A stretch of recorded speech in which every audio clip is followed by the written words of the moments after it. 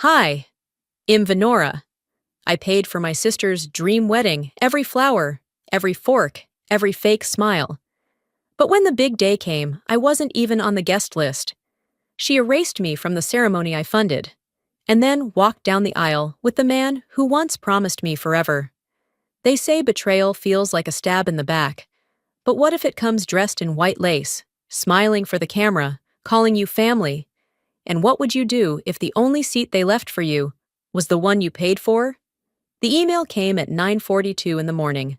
I was sipping on lukewarm coffee, half listening to a podcast about small business tax changes, when the subject line caught my eye. Final wedding video, thank you to our circle. I clicked without thinking. The screen opened to soft piano music and a polished montage of smiles, slow motion laughter, and perfectly filtered light falling on white flowers. Bryn's voice overlaid the images, smooth and rehearsed. This wedding wouldn't have been possible without the people who stood by us from the beginning. You know who you are?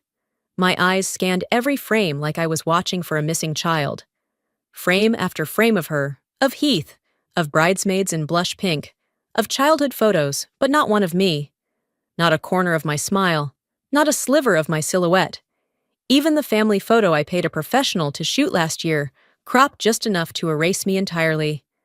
I sat there, mug still in my hand, the bitter coffee long gone cold.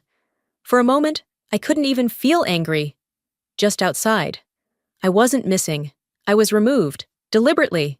I closed the video, stared at the wall across from my kitchen table, and tried to remember the exact moment I decided to fund her wedding. It was after Thanksgiving dinner. Bryn had come to my apartment alone, for once. No cameras, no half-hearted brand collabs. Just her, in my living room, saying she wanted something small but meaningful.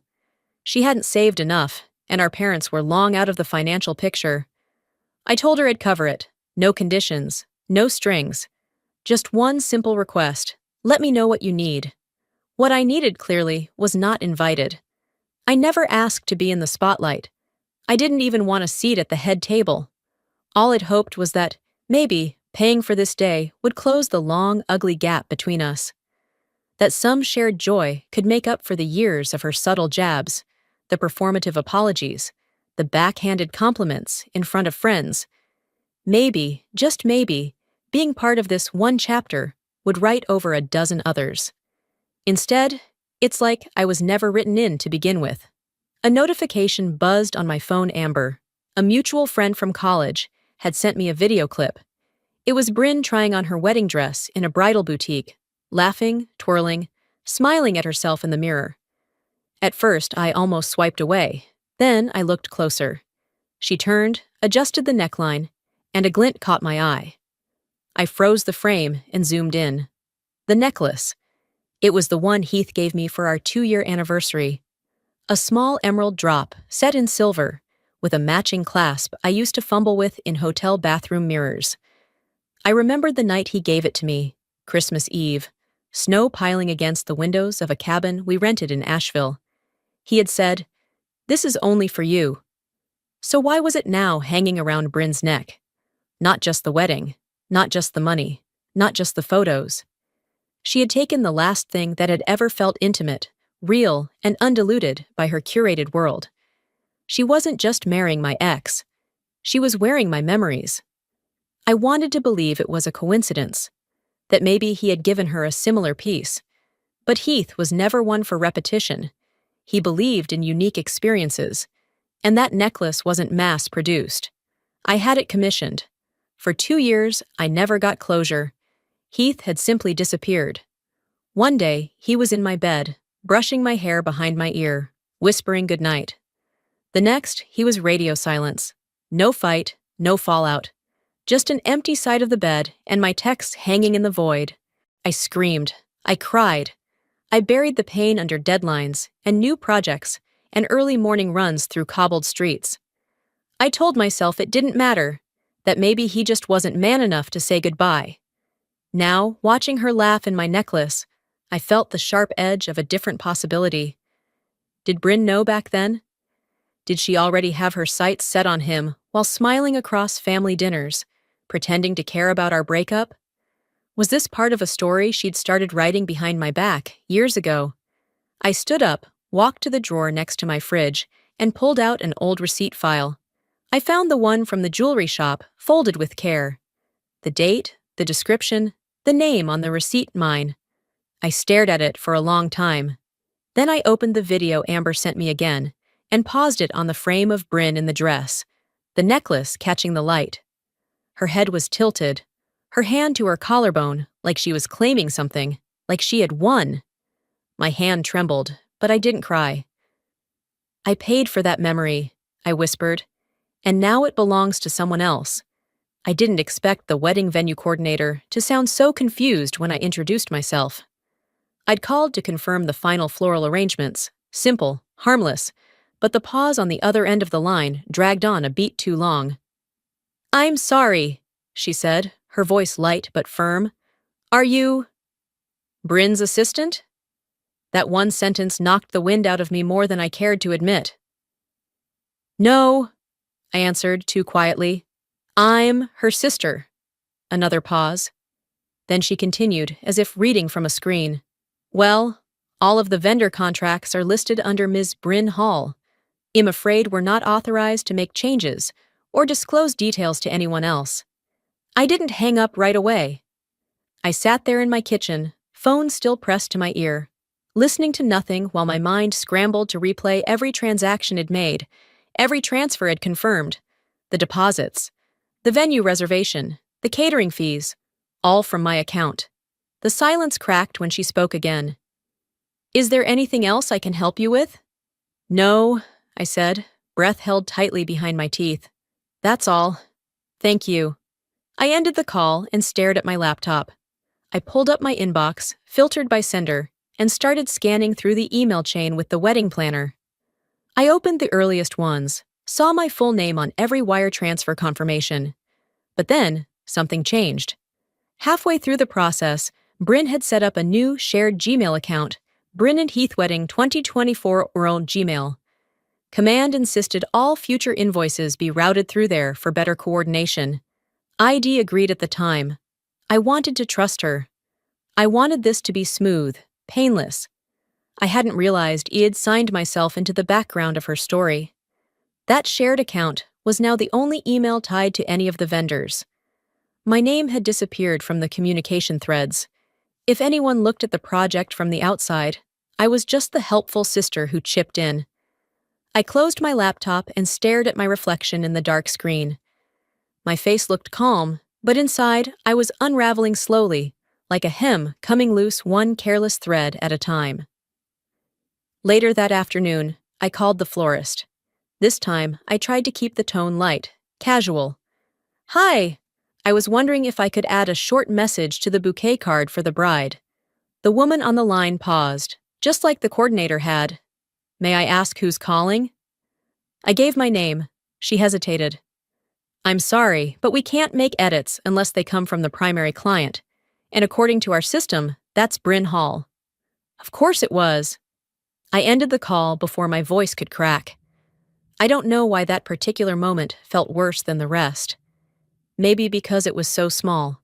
A note on a bouquet. A gesture that would have meant nothing to the guests, but everything to me. Just a quiet acknowledgement that had been part of it. But even that was too much. I opened my message thread with Bryn. My finger hovered over the call button. I could already imagine how the conversation would go, her airy voice dismissing it all as a misunderstanding, accusing me of overreacting, reminding me that I said I didn't want to be the center of attention. As if asking for acknowledgement equaled narcissism. Instead, I typed a message and deleted it. Then I typed another. Then nothing. She didn't forget. She planned it this way. Bit by bit, she scrubbed me out of the picture, out of the contracts, out of the paperwork, out of the version of the story she wanted to tell the world. And she knew I wouldn't fight her. Not publicly. But she underestimated one thing. Just because I wasn't loud didn't mean I was weak. I closed my laptop, took a deep breath, and opened a new file. Title: Proof. One by one, I listed every transaction, every invoice, every dollar spent, with dates and screenshots to back it up. I wasn't angry in that moment. Not yet. Just precise. She thought I'd funded a wedding, but I was beginning to realize I'd financed my own erasure. The apartment was quiet, except for the soft hum of the ceiling fan. I lay on the couch, the same one where Heath used to sit with his feet on the coffee table, drinking peppermint tea he claimed not to like. My phone screen lit the room in a faint glow, showing the last text I'd ever received from him. It was 4 years old, a single thumbs-up emoji. For months after he vanished, I'd scrolled through our entire message history more times than I care to admit. At first, trying to find some clue, then just out of habit. I told myself he probably panicked, that maybe he didn't know how to end things, that perhaps I was too intense, too serious, too unwilling to pretend I didn't care. But tonight, that version of the story didn't sit right anymore. I tapped the search icon in our chat, just to feel like I was doing something. I typed the word breakup. Nothing came up. I tried done, then over. Still nothing. Then a message from Megan popped up, a memory from Facebook, a photo of all of us at Bryn's birthday dinner 3 years ago. The one where Heath was already distant. The one where Bryn kept refilling his wine glass, like it was some kind of flirtatious reflex. I sent back a quick thumbs up, followed by, "Wow, feels like a lifetime ago." I haven't seen Heath since shortly after that. She responded almost immediately, "Wait, didn't you break it off?" My stomach nodded. "No." He just stopped responding. There was a pause, then a screenshot. "This is what he showed me," Megan wrote. "He said you sent this the night before you stopped talking." The screenshot was of a text thread. My name at the top, my profile picture. The message, "It's over. I can't do this anymore. You're not the man I thought you were. Please don't contact me again." Dated 11:12 p.m., 3 days after Bryn's birthday dinner. I never sent that. My heart pounded as I stared at the screen. It looked like me. The phrasing, the tone, it was exactly the kind of message I might have written in a moment of fury. But I hadn't. I knew I hadn't. I opened my email, scrolled back to security notifications, searched for that week. There it was. An alert from my old Apple ID, showing a login from an unfamiliar IP. Charleston area. A device listed as Bryn's MacBook Air. I sat very still. The pieces came together too fast, too clearly. Bryn had access. ID given it to her months earlier when I got locked out of an old email. She offered to help, said she could reset it from her laptop. I never changed the password. I remembered the night Heath stopped texting back. I'd assumed something awful happened.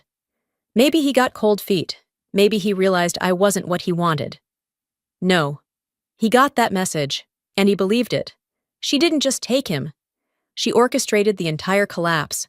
Every inch of the timeline had her fingerprints on it, subtle, calculated, effective. This wasn't about falling in love. It was about eliminating me. I opened an old photo album, not digital, an actual one, with sticky plastic pages and notes in the margins. There was a picture of me and Heath on the beach, 2 summers before he disappeared. His arm wrapped around me, his face buried in my neck. I remembered him talking about the future that day.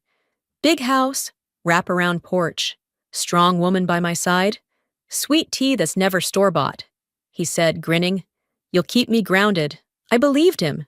And now someone else was living in the house that was never built, wearing the necklace that was never returned, planning the wedding I'd never get an invitation to.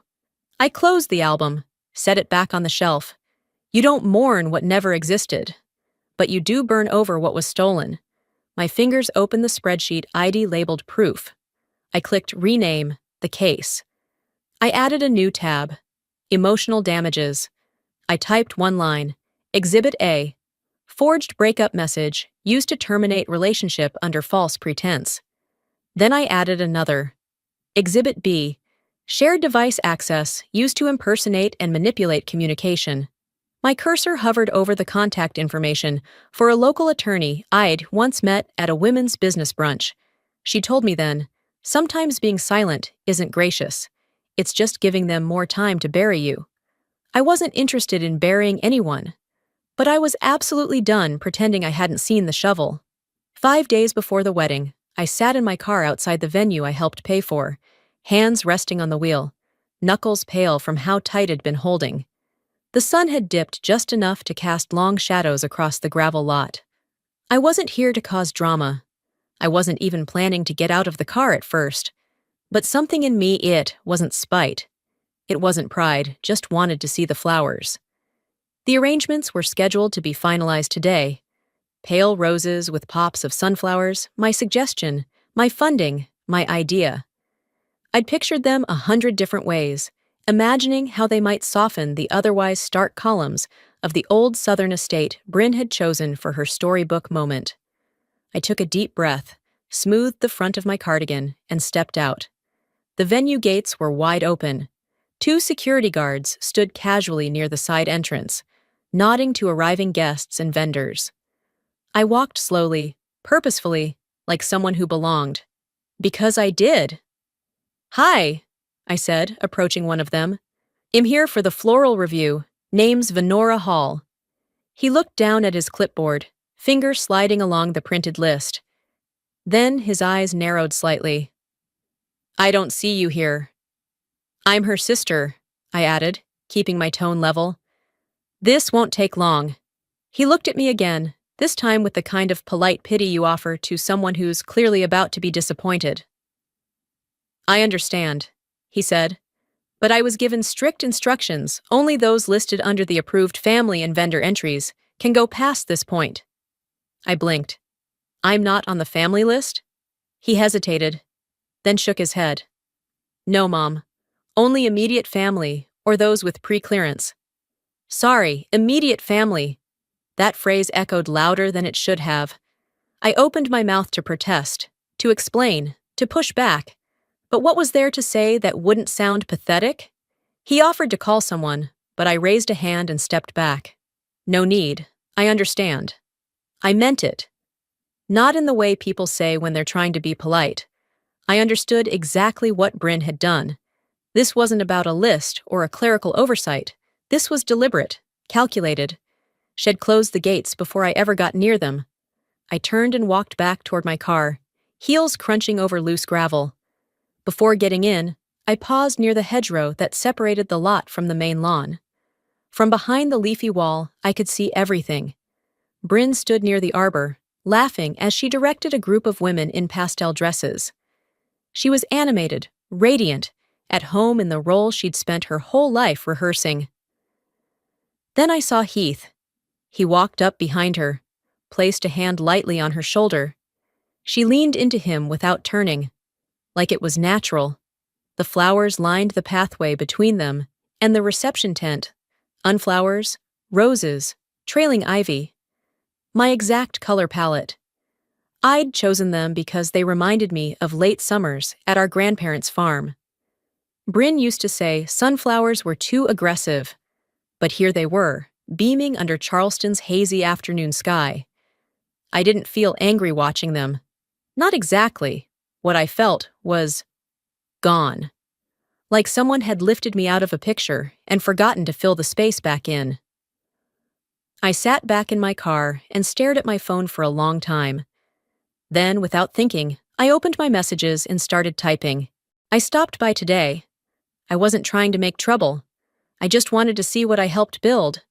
I stared at the words, thumb hovering over send. Then I deleted it. Instead, I opened my notes app and wrote, "Erased, funded it, designed it, not welcome." I hit save, closed the phone, and turned the key in the ignition. Halfway down the driveway, a notification buzzed. It was a mass text from the wedding planner. "Final seating charts have been locked. No late changes permitted." I laughed quietly, not because it was funny, but because it was confirmation. She hadn't just removed me from the table. She'd locked the doors and tossed the key before I even showed up. 3 days before the wedding, I texted Bryn a single line. "Let's talk. Somewhere public. Just you and me." She replied with a thumbs up and a time. 3 p.m., downtown. It wasn't a refusal, but it wasn't a yes either. It felt like how someone confirms a haircut obligatory, impersonal. I chose the calf. Small, polished, quiet. No risk of confrontation spiraling into spectacle. I wore dark jeans, a button-up, no makeup. She arrived 12 minutes late, in heels and sunglasses, dressed like she was attending a ribbon cutting. Her perfume hit the air before she even pulled out the chair. "Hey," she said, like we were brunching after yoga. "You look efficient." I didn't bother with pleasantries. I reached into my bag and pulled out the printed records. 3 manila folders, labeled venue, catering, decor. She didn't touch them. Instead, she leaned back and took a sip of her latte. "Is this an audit?" "No," I said. "It's a reminder." I laid the folders flat on the table. $42,983, 12 transfers, 17 vendor emails, 6 contract PDFs. All from me, not a single dollar from you.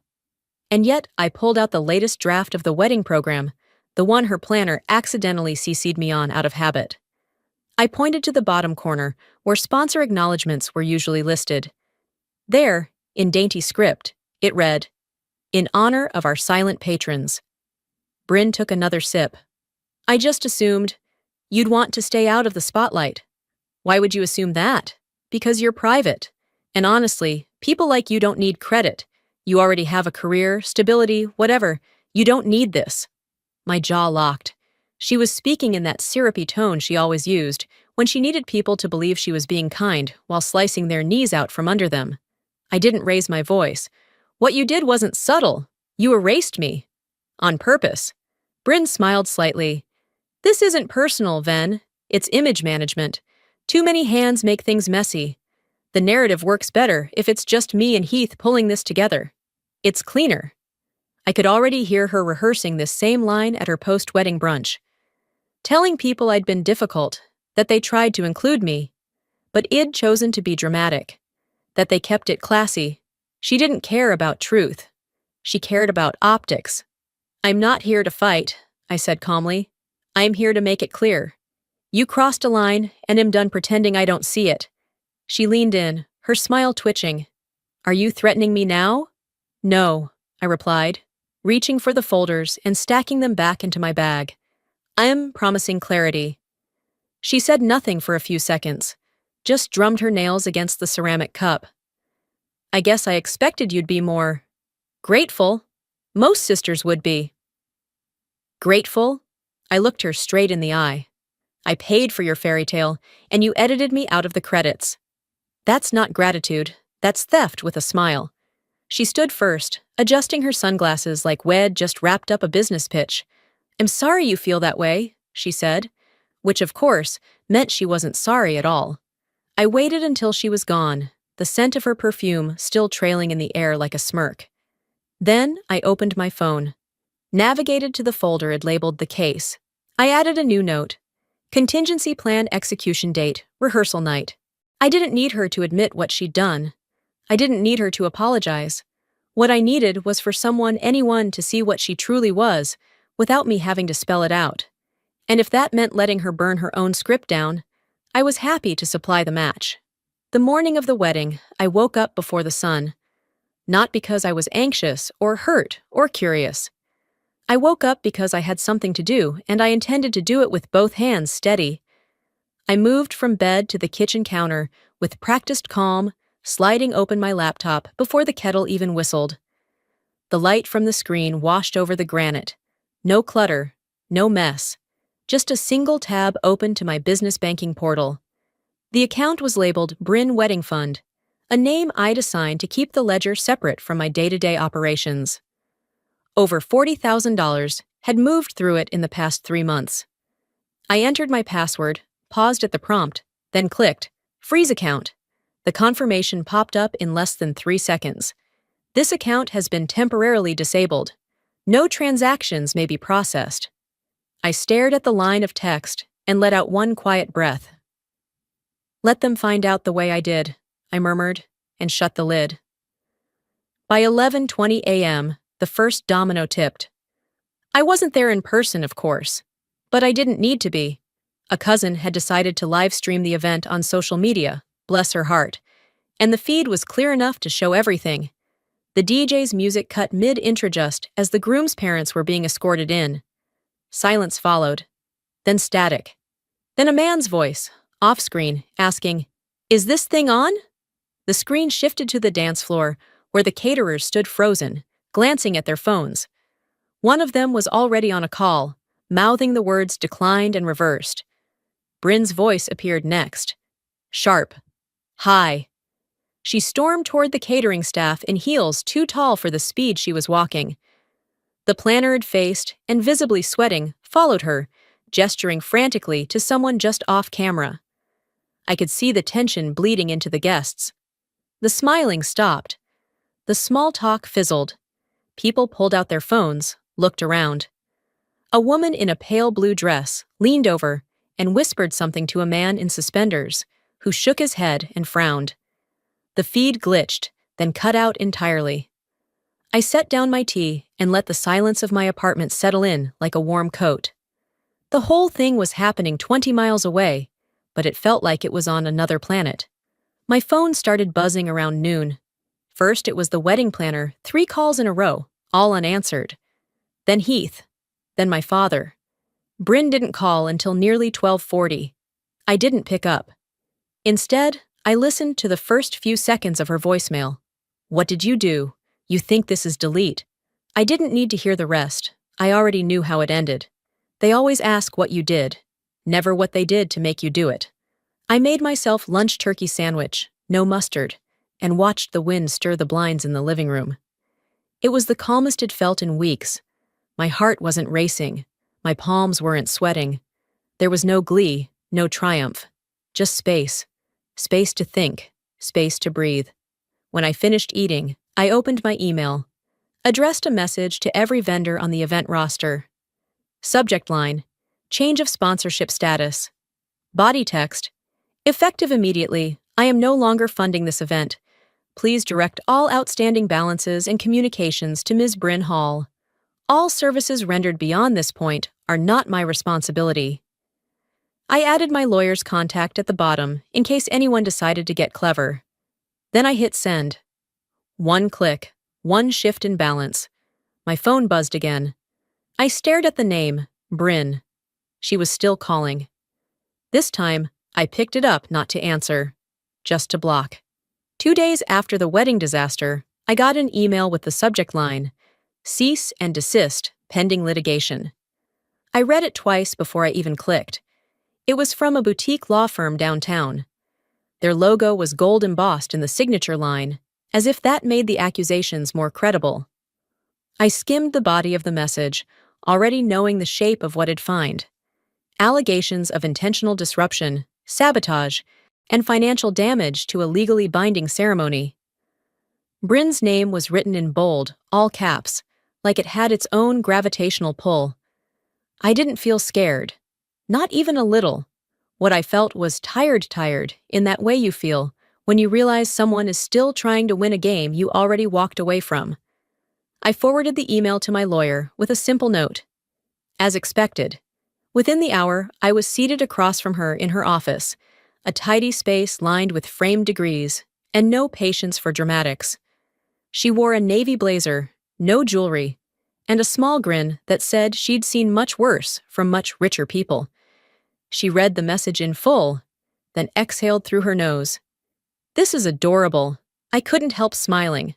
"I've got the receipts," I said, sliding over a USB drive. "Oh, I know," she replied.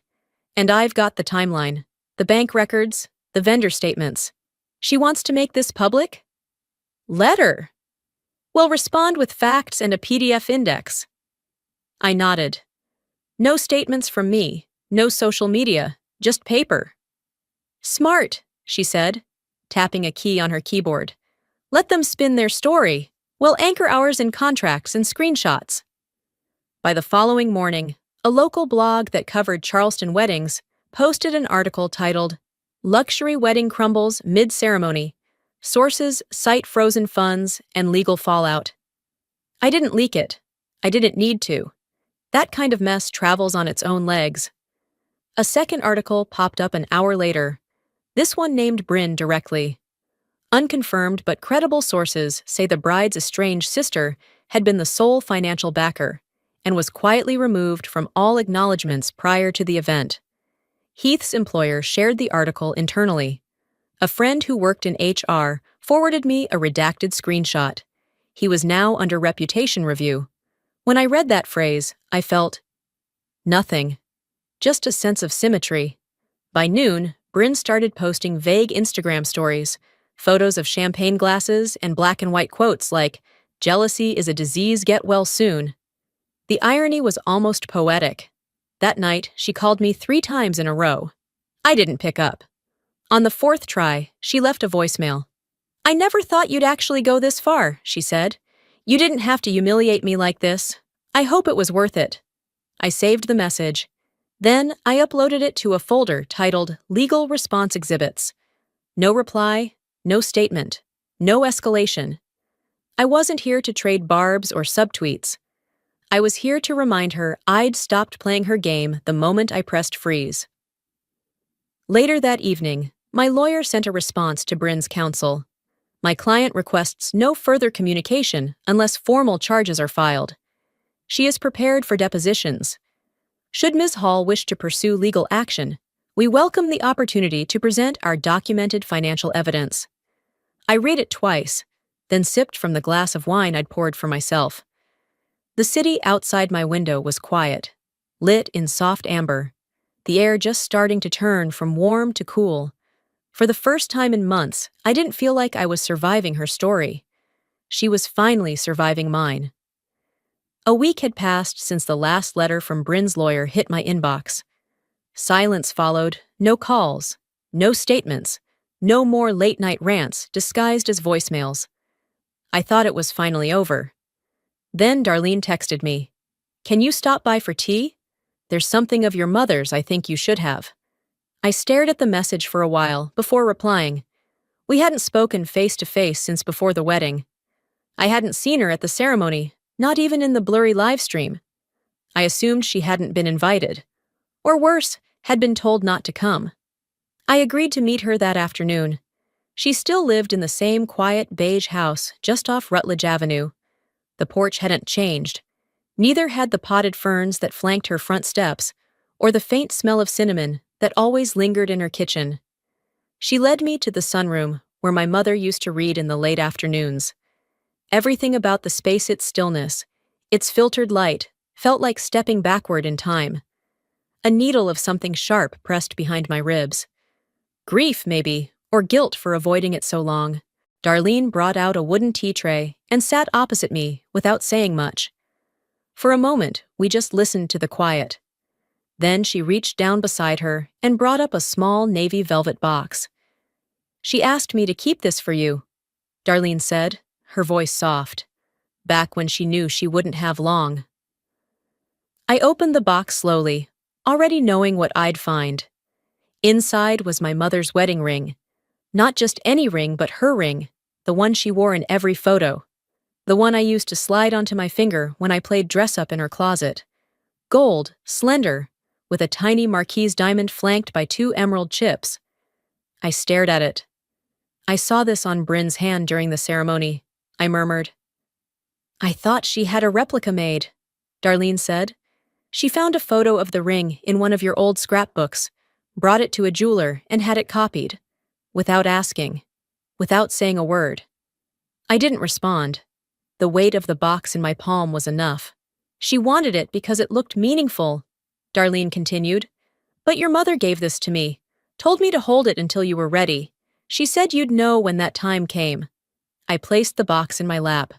There was no rage, no outburst, just something breaking quietly inside. Something deeper than betrayal. Something that had started as a small hairline crack, and over the past weeks had become a fault line. That night, I rewatched the wedding livestream. Not out of masochism, but because I wanted to see for myself. I wanted to know. I watched Bryn slide the fake ring onto her own finger, all smiles and camera angles, then step to the mic and say with a teary voice, "I wish Mom could be here, but I know she'd want me to have her blessing. I closed the laptop and whispered, "She did." And it wasn't for you. Scrolling through social media posts from the wedding, I stumbled on another clip. It was from the reception. Bryn stood in front of a tall floral arrangement, microphone in hand, delivering a speech she probably thought sounded touching. "I want to thank my mom Darlene for showing me what strength looks like." She said it so easily, so convincingly, like the woman she'd ignored for 15 years had always been her North Star. But I remembered the arguments, the eye rolls, the years of pretending Darlene didn't exist unless she needed something. I turned the volume down and looked over at Darlene, now sitting across from me in her favorite chair, sipping tea like none of it had happened. "She called you Mom," I said. Darlene smiled gently, not mocking, not bitter. "I've always been hers," she replied, even when no one said it out loud. It was such a simple truth, but one I hadn't allowed myself to acknowledge until now. I opened the velvet box again, slipped the ring onto my finger. It fit perfectly, not just in size, but in story. "Thank you," I said quietly, "for not letting her rewrite everything." "She tried," Darlene said, reaching over to squeeze my hand.